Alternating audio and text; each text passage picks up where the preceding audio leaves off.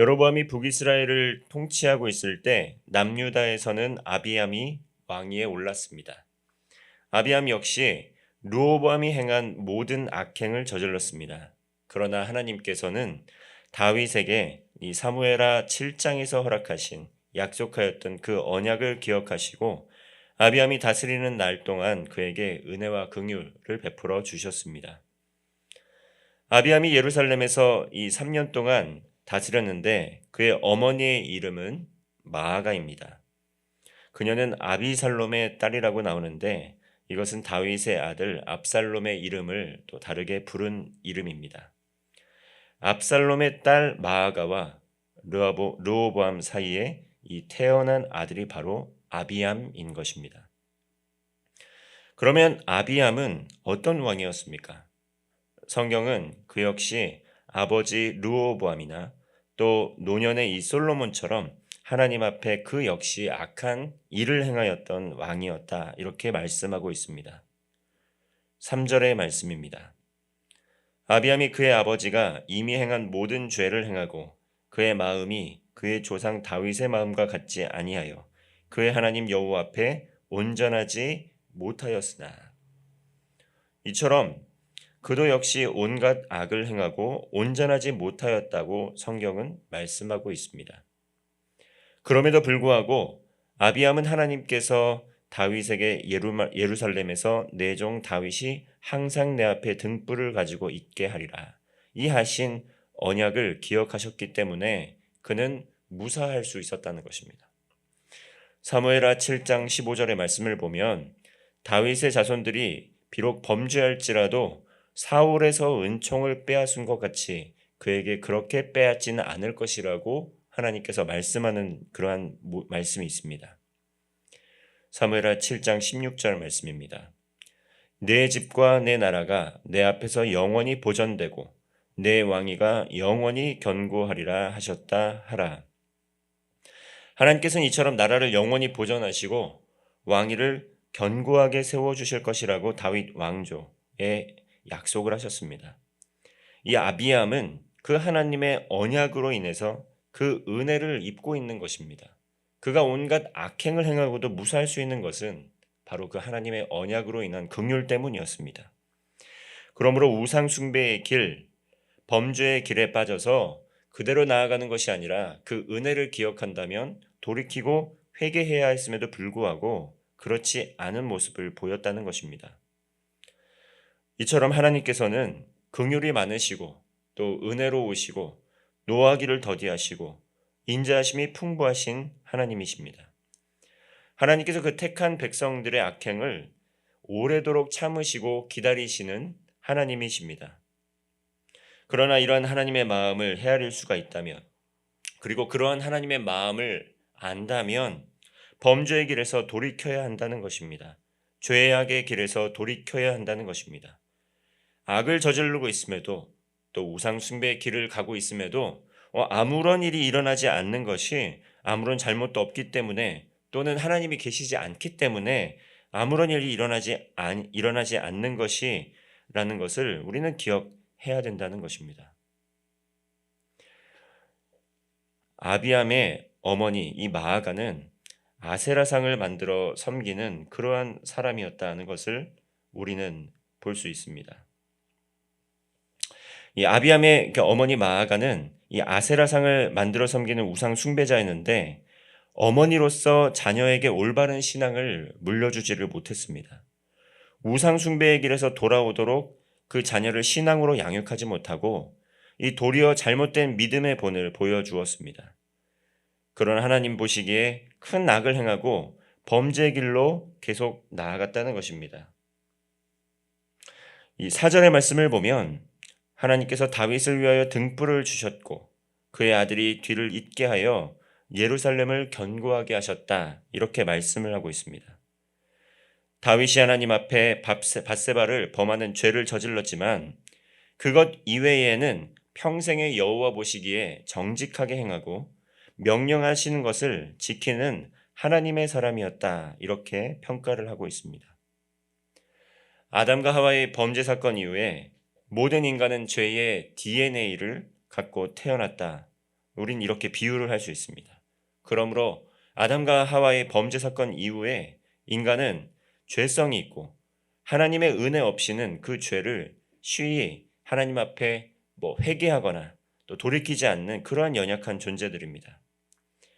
그러나 이 다윗, 하나님과 마음이 합한 자, 이 다윗, 하나님과 동행하며 평생을 정직하고 선한 길로 나아가려고 애썼던 이 다윗조차도 그 유부녀였던 밧세바를 취하고 그의 남편을 교사살인하는 그 중범죄를 저지르고 말았습니다.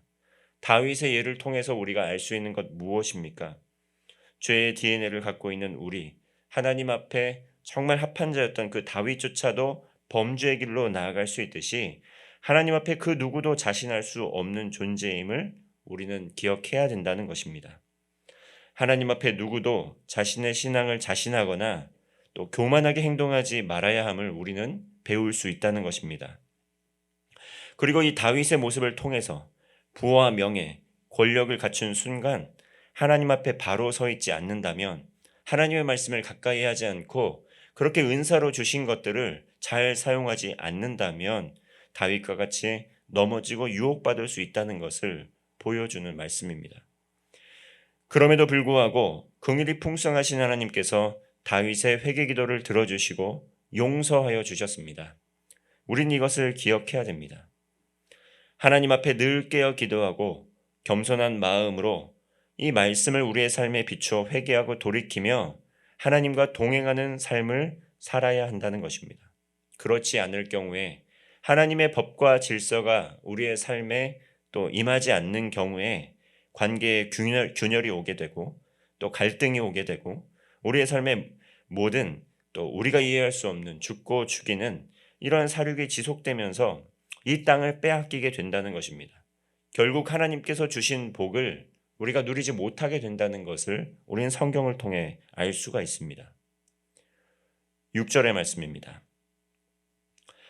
르호보암과 여로보암 사이에 사는 날 동안 전쟁이 있었더니. 르호보암과 여로보암 사이에 이처럼 갈등이 끊이지 않고 있습니다. 한 민족, 한 신앙을 가졌던 형제 간에 죽고 죽이는 싸움이 끊이지 않게 된 것입니다. 오늘날 우리나라도 이와 다르지 않습니다. 어떤 면에서는 지금 우리나라도 또 어떤 부분에서는 오늘 성경에 나와 있는 그런 말씀들과 유사한 정황들을 가진 역사적 배경을 가지고 있습니다. 한국 역시 오늘날 휴전 중에 있습니다. 70여 년 전에 이 땅에서도 형제 자매 간에 이념으로 인해서 죽고 죽이는 전쟁이 이 땅에 일어났었습니다. 이후에 한반도는 휴전이 되어서 살얼음판 같은 이 긴장감 넘치는 시대를 지나왔고 지금도 비록 평화를 누리며 살고 있는 것처럼 보이지만 여전히 정치적으로 갈등이 팽배하고 이로 인해 국론이 갈라지면서 많은 어려움을 겪고 있고 실제적으로 언제든지 전쟁이 발발할 수 있는 위기 가운데 있다는 것을 우리는 기억해야 됩니다. 전쟁이 일어나면 안 되지만 그렇다고 전쟁이 절대로 일어나지 않을 것이라는 것도 이 보장할 수 없는 우리의 과도한 희망찬 바람일지도 모른다는 것입니다. 북이스라엘이 또 남유다와 함께 남유다와 북이스라엘로 갈라져 나온 이유는 무엇입니까? 하나님께서 그런 아픔을 통해서 회개하고 다윗의 길로 이스라엘을 다시 말씀으로 신앙으로 회복시키기 위해서 여로보암을 택했던 것입니다. 남유다 역시 하나님의 성전을 밝히는 등불로 남아서 신앙을 회복해야 할 사명이 있었다는 것입니다. 그렇게 하나님께 돌이킨 남북은 하나님께서 다시 하나의 이스라엘로 연합하게 하시고 한 마음으로 다시 나아갈 수 있도록 회복을 시켜 주셨을 것입니다. 그런데 우상 숭배에 열중했던 여로보암과 아비암, 이 둘은 서로를 증오하면서 전쟁을 벌이고 있는 것입니다. 문제의 본질에서 벗어나서 갈등과 반목을 일삼고 있었던 것입니다. 서로 사랑해야 할 대상들에게 또 칼을 겨누고 또 서로의 생명을 해하려는 행동을 한 것입니다. 누가 이들의 적이었던 것입니까? 형제와 이웃, 그 인접한 형제와 이웃이 적이 아니고 서로를 해하려고 증오하고 갈등하게 하는 그 중심에는 하나님을 섬기지 못하게 하는 마귀의 역사와 인간의 탐욕이 있었다는 것입니다. 그러므로 그들은 여호와 한 분만을 섬기는 그 신앙으로 모든 관계를 회복해야만 했었습니다. 며칠 전에 하마스와 이스라엘의 테러가 발생했다고 합니다.